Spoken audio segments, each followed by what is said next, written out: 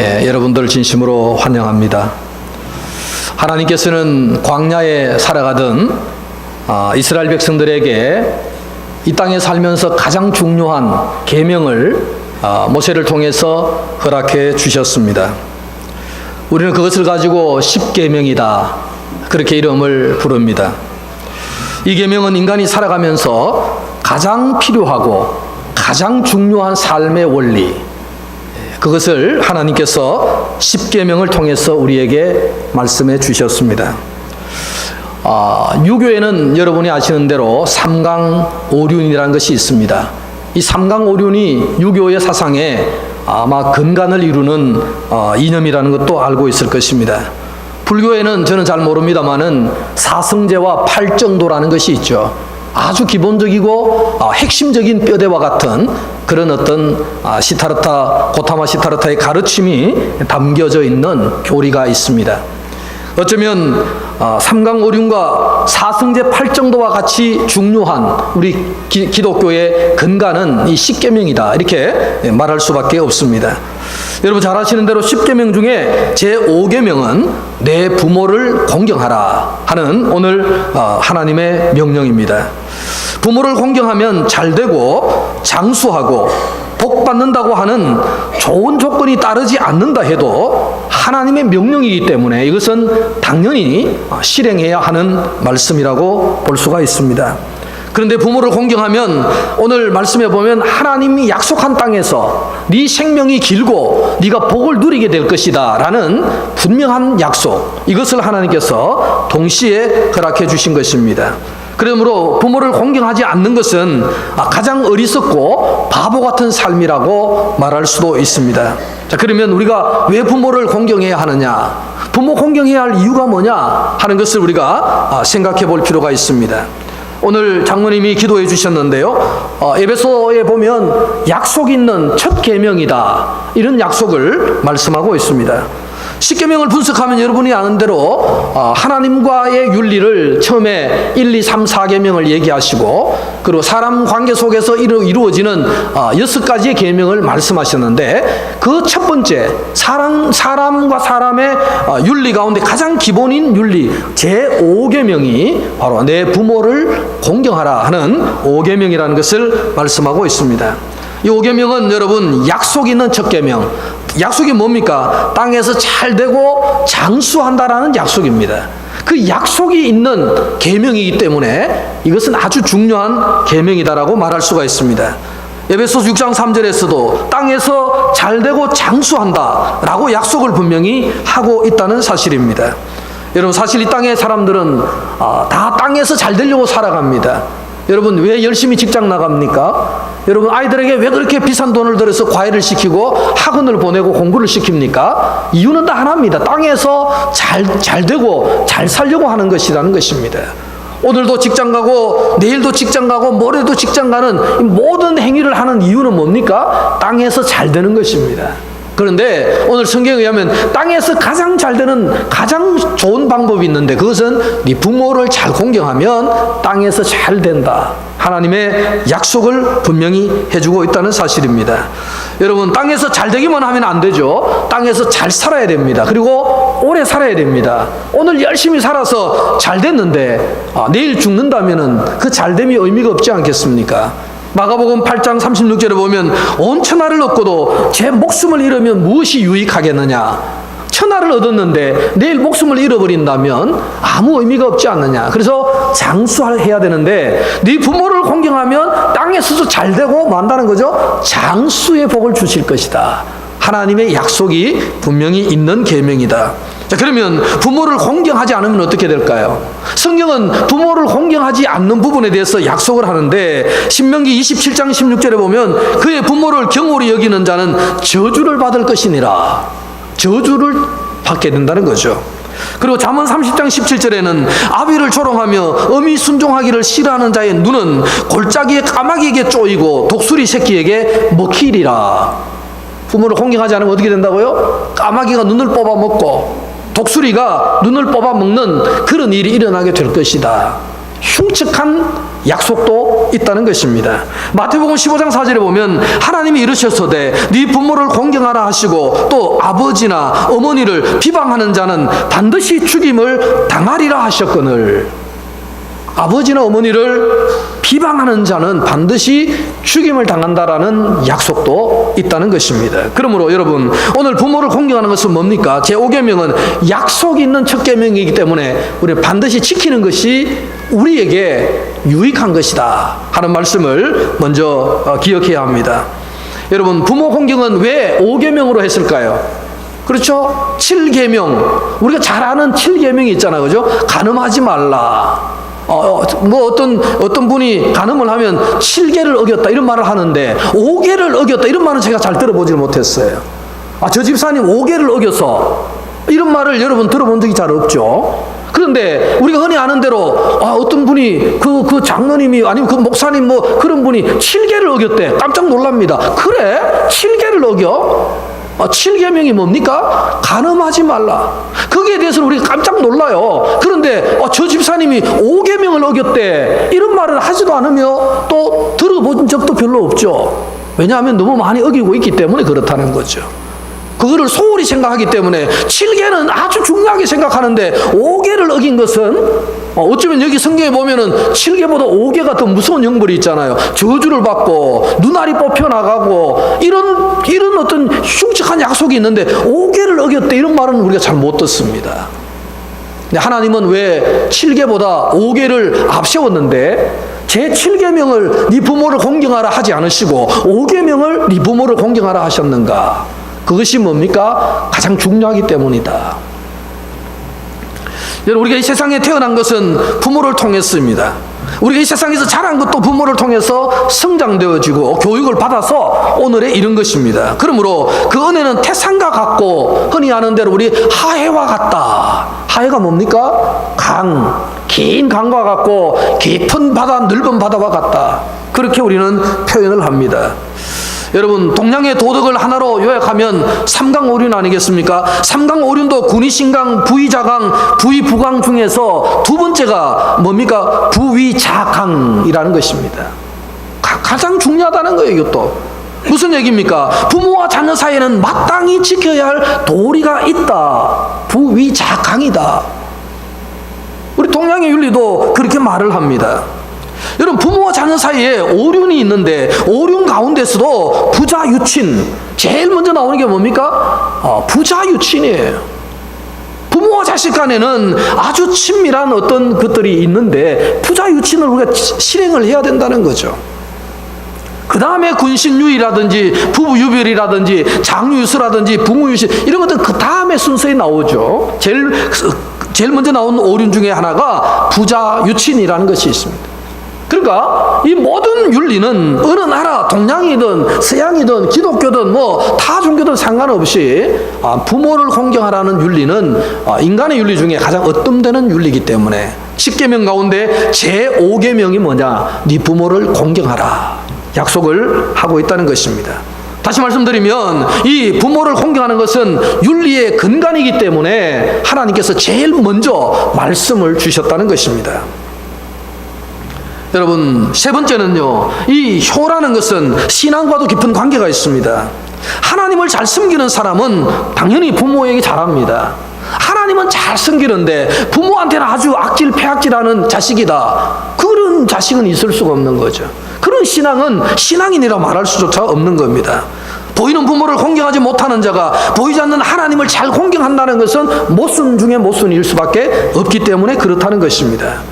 여러분, 효는 우리 예수님께서도 본을 보여주셨어요. 누가복음 2장에 보면 어린 예수, 소년 예수님이 나사렛에서 자라게 되는데 나사렛에 가셨을 때에 누가복음 2장 51절에 보면 예수께서 함께 내려가사 나사렛에 이르러 순종하여 받드시더라. 예수님은 뭘 하셨다고요? 자기 부모 요셉과 마리아에게 순종하며 받드셨다. 성경은 분명히 말씀합니다. 예수님은 어린 예수님, 소년 예수님 뭐 하셨다는 거죠? 부모에게 온전한 순종과 함께 복양을 했다. 성경은 말씀하고 있습니다. 여러분, 예수님께서 십자가상에서 운명하시기 직전에도 사랑하는 제자 요한에게 네 어머니다, 사랑하는 자신의 어머니 마리아를 요한에게 부탁하는 장면이 나오지 않습니까? 끝까지 끝까지 어머니에 대한, 육신의 어머니에 대한 책임감을 갖고 살아가셨던 예수님의 모범, 그것도 여전히 뭡니까? 효가 있다는 것입니다. 주님도 살아가시면서 효성을 아끼지 않으면서 실천했던 그런 주님의 모델이 있기 때문에 우리는 그리스도를 닮아가는 어떤 효의 삶을 살아가는 것은 당연한 이치가 아닌가 말씀을 하고 있는 것입니다. 자, 그러면 부모를 공경하는 것이 뭡니까? 어떻게 하는 것이 부모를 공경하는 것입니까? 여러분, 부모가 무식합니다. 그런데 자식이 유식합니다. 그러면 부모는 어떤 분이 됩니까? 유식한 자의 부모가 되는 거죠. 아무리 무식한 부모님이라도 자식이 유식하면 유식한 자의 부모가 되는 거 아닙니까? 여러분, 그래서 우리는 생각할 때에 부모는 무조건적으로 무식하든 유식하든 관계하지 않으면서 공경한다는 게 뭐냐? 존경한다는 말이죠. 존경. 부모가 무식해도 뭡니까? 존경받아 마땅한 분이다, 이런 뜻이죠. 그래서 존경을 해야 한다라는 뜻입니다. 여러분, 실수를 하신다 하더라도, 부모님이 실수를 하시고 좀 부족하다 할지라도 뭘 해야 됩니까? 당연히 존경을 해야 된다는 거죠. 그 존경이 뭐예요? 공경한다는 겁니다. 여러분, 공경의 첫 번째 의미는 존경하는 것입니다. 창세기 9장에 보면은 노아가 술을 마셨잖아요. 포도주를 너무 많이 마셔가지고 뭐 더웠는지 옷을 다 벗어졌겠잖아요. 그래서 아버지가 그냥 옷을 다 벗고 대자로 누워 자는 노아를 둘째 아들 함이 바라보잖아요. 그래서 함이 보니까 자기 아버지가 벌거벗고 술이 취해가지고 누워 자니까 함이 형제들에게 가서 보고 고자질을 했죠. 형, 동생 다 불러놓고 셈과 야벳에게 가서 이야기를 합니다. 아버지가 지금 술이 취해서 완전히 술이 떡이 돼가지고 지금 옷을 다 벗고 저래 주무신다고 흉을 봤습니다. 근데 형 셈과 동생 야벳은 어떻게 합니까? 둘이서 아버지의 옷을 가지고 뒷걸음질 쳐서 아버지의 하체를 보지 않으면서 뒷걸음질 쳐서 가서 옷을 입혀드리고 나왔습니다. 그런데 나중에 노아가 그걸 알잖아요. 나중에 보니까 노아가 술이 취했는데 잠에서 깨보니까 자식들이 무슨 행동을 했는지 노아가 다 알게 되잖아요. 그래서 자신의 벌거벗은 모습을 보고 형제들이 가서 흉을 봤던 함에게는 뭐를 하죠? 노아가 저주를 퍼버리죠. 그렇죠? 그 함의 자손이 누굽니까? 가나안 족속들 아닙니까? 그래서 가나안 족속은 평생 이스라엘의 셈의 적이 되어가지고 저주받는 백성으로 남게 되는 일들이 어디서부터 왔습니까? 부모를 모욕한 것. 함이 부모에게 잘못되어 있기 때문에 저주를 받아서 가나안 족속은 영원히 저주를 받는 족속으로 남게 되는 역사가 그 조상이었던 함의 태도 속에 달려 있었다는 사실을 성경은 우리에게 말씀해 주고 있는 것입니다. 여러분, 부모를 공경해야 되는데 부모를 공경하는 것은 부모를 존경하는 것입니다. 어쨌든 부모님의 상황과 상관없이 자식으로서 그냥 존경을 해드리면 되는 것이고요. 두 번째는 순종하는 것입니다. 예수님도 순종하며 받드시더라, 그렇게 말씀하셨잖아요. 그러니까 두 번째 공경한다는 것은 뭡니까? 진짜 공경하면 뭘 해야 된다고요? 순종해야 된다. 여러분, 위로는 하나님께 순종하고 아래로는 부모님께 순종해야 합니다. 순종이 제사보다 낫다. 너무나 잘 아는 그 사무엘서에 나오는 말씀 아니겠습니까? 우리 예수님은 죽기까지 하나님께 순종하셨습니다. 주 안에서 순종하라고 했는데 이 말씀은 순종할 것이 있고 순종 안 할 것이 있다는 것이죠. 왜? 주 안에서 순종하라고 했기 때문에. 주 안에서만 그 순종에 참된 의미가 있다라고 말씀합니다. 중국의 유명한 철학자 순자는 이런 얘기를 했습니다. 명령을 따르면 부모가 위태로워지고 명령을 따르지 않으면 부모님이 편안해지면은 순종을 안 해도 된다, 그런 말을 했어요. 여러분, 이해가 됩니까? 순자의 얘기가 이해가 돼요? 무슨 말입니까? 부모님이 무슨 명령을 했는데 그 명령을 따르면 부모님이 위태로워지고 그 명령을 거역하면 오히려 부모님이 편안해질 때 그때는 뭐 하라는 거죠? 불순종하라는 겁니다. 그때는 순종 안 해도 된다는 얘기예요. 왜냐하면 순종하면 부모님이 위태로워지는데 불순종해야 편안해지니까 불순종하라는 것입니다. 두 번째는요, 순자는 명령을 따르면 욕이 되고 따르지 않으면 부모님의 영화가 될 때에 불순종해도 된다, 이런 얘기도 했습니다. 부모님의 명령을 따르면 부모님께 욕이 돌아가고 부모님의 명령을 거역하면은 부모님이 오히려 영화로워진다면 거역해도 된다. 무조건 순종이 아니죠. 그때는 부모님의 순종을 거역해야 된다는 것입니다. 또 부모님의 명령을 따르면 부모님이 금수같이 되어지고, 따르지 않으면 부모님이 빛이 나게 된다면 그것도 거역해도 된다, 이런 얘기를 했습니다. 그러니까 부모님께 순종을 하되 잘 생각해서 부모님에게 진짜 무엇이 유익한가를 생각해서 순종하라는 말씀입니다. 이처럼 순종할 수 있는데 순종하지 않는 것은 불효자식입니다. 또 순종해서는 안 될 때 순종하는 것은 진심으로 섬기는 것이 아니라는 것이죠. 그러므로 우리는 잘 분별할 필요가 있다는 사실입니다. 여러분, 그리고 세 번째는요, 부모를 공경한다는 것은 존경한다는 것과 순종하는 것에 이어서 마음을 편안하게 해드리고 기쁘게 해드리는 것이다. 어쨌든 부모님이 기뻐하는 일을 자녀들은 해야 된다는 것입니다. 잠언 23장 25절에 네 부모를 즐겁게 하며 너를 낳은 어미를 기쁘게 하라. 부모님을 어떻게 하라는 거죠? 기쁘게 하라. 부모님이 기뻐하신다면 무엇이든지 하라.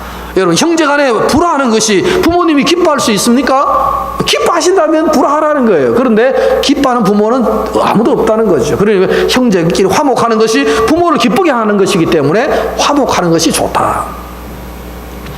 물론 기쁘게 하는 것은 물질로도 봉양해드리고 뭐 여행도 시켜드리고 뭐 용돈도 많이 드리고 다 좋은 방법이죠. 어쨌든 부모님을 즐겁게 하라, 기쁘게 하라. 그것은 바로 그것이 기쁘게 할 때 뭐합니까? 부모를 공경한다, 이렇게 말하는 것입니다. 여러분, 그러나 이러한 것들보다 가장 좋은 것이 뭡니까? 가장 좋은 효도는 부모님을 예수님 믿게 하는 것이 가장 좋은 효도라는 것입니다. 아마 우리 교회도 그런 분이 계시죠. 자녀가 전도해서 부모님이 교회에 나오신 분, 가장 복된 분입니다. 자녀가 자녀로서 가장 좋은 일을 한 것이 뭐예요? 부모님을 복음만으로 전도하고 초청한 것. 자녀로서 가장 위대한 일을 부모님께 해드린 일이라고 생각합니다. 여러분, 혹시 부모님이 교회 다니시지 아니하시는 분은 더욱 열심으로 기도하셔서 부모님을 복음만에 전도하는 것이 가장 잘해드리는 것입니다. 또 반대로 자녀들에게도 부모로서 자녀들을 하나님께로 인도하는 것이 그 자녀를 가장 크게 축복하는 길이라는 것도 분명히 말씀할 수가 있다는 것입니다. 여러분, 그것이 바로 부모에게 진정으로 효를 하는 것이다 라는 말씀을 하고 있는 것입니다. 여러분, 우리가 마지막으로 기억해야 할 것이 있습니다. 중국의 송나라의 한명이라는 학자는 한시외전이라는 책에서 이런 말을 했습니다. 수욕정이 풍부지 자욕양이 침부되, 이런 말을 했습니다. 말을 들어서는 무슨 말인지 하나도 모르겠죠. 자, 그런데 말 뜻은 이런 뜻입니다. 나무가 고요하고자 하나 바람이 멋지 않고, 자식이 복양하고자 하나 어버이가 기다려주지 않는다, 그런 말입니다. 그러니까 복양에는 타이밍이 있다는 거죠. 부모님이 영원히 살아계시지 않다는 겁니다. 내가 나중에 잘해드려야지, 나중에 없다는 겁니다. 나중에 잘해드려야지 하고 마음먹고 있는데 나중에 돌아보면 부모님이 이미 별시하시고 안 계신다는 거죠. 그러니까 부모님께 복양하고 싶으나 부모님은 무엇이한다? 기다려주지 않는다. 장례식 가면 제일 많이 듣는 얘기가 그거죠. 이제 나도 고합니다. 고아됐다는 얘기 많이 듣지 않습니까? 부모님 중에 한 분 살아 계시다가 그 한 분이 마지막 돌아가시면 그 자녀들은 꼭 가면은 이제 저는 고아가 됐습니다, 그런 말을 합니다. 여러분, 그 말이 뭡니까? 자욕양이 침부되라는 말이죠. 자식이 복양하고자 하나 어버이가 기다려주지 않는다. 이제 내가 좀 살만한데 부모님께 잘해드릴 수 있는데 이미 때는 늦어버렸다는 거죠. 여러분, 시간이 있을 때 해야 된다는 것입니다. 부모님은 절대로 기다려주시지 않는 것이 부모라는 것입니다. 하여간 살아계실 때 잘해드리는 것, 이것이 신앙이요, 이것이 신자의 어떤 성도의 가장 기본 태도다, 이렇게 말할 수가 있습니다. 죽고 돌아가시고 나면 누구든지 다 뭐합니까? 후회하게 되어 있다는 것입니다. 영국의 18세기에 영국의 유명한 시인이자 평론가였던 사무엘 존슨이라는 사람이 있습니다. 이 존슨의 얘기를 여러분 한 번쯤은 들어보셨을 건데요. 어느 날 이 사람이 유명한 시인이잖아요. 시인인데 이 사람이 런던의 한 시장 바닥에 서가 비를 맞고 있는 거예요. 하루 종일 비를 맞고 있는, 계속. 길을 가던 제자들이 깜짝 놀랐습니다. 자기 선생님이, 시인이신 유명한 이 선생님이 길거리에서 비를 추적추적 맞고 있는 모습을 보게 되어서 그 제자들이 물었습니다. 선생님, 왜 이렇게 비를 맞고 계십니까? 가십시다. 그러니까 이 사무엘 존슨이 가지를 않으면서 계속해서 비를 맞았다는 거예요. 그래서 나중에 제자들이 사연을 물었답니다. 왜 그렇게 써 계시냐고. 물으니까 이 사무엘 존슨이 이런 얘기를 했다는 거죠. 제자들에게.